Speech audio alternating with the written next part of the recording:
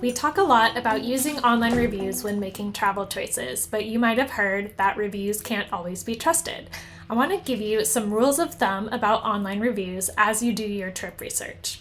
First, keep in mind that when people put the time and effort into a review, it's usually because they either had an amazing experience or a terrible experience.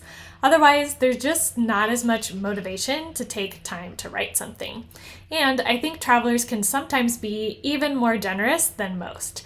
It might just be because people are feeling good on vacation, or they're new in that area and they don't actually have much reference to know how their experience compares to local norms. So I've noticed that reviews for tourist establishments in particular can sometimes be a little skewed overly positive compared to places where mostly locals have left reviews. The next thing to know is which websites can verify whether the person leaving the review actually did the experience or used the product themselves.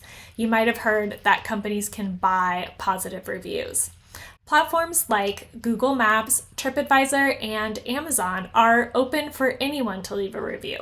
They all have systems and algorithms to try and detect if a review might not be genuine, but they're not infallible.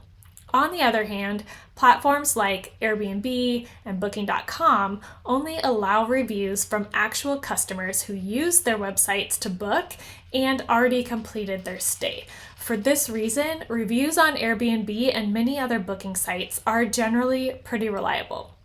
There are some ways to manipulate the system, but generally the reviews are coming from actual customers.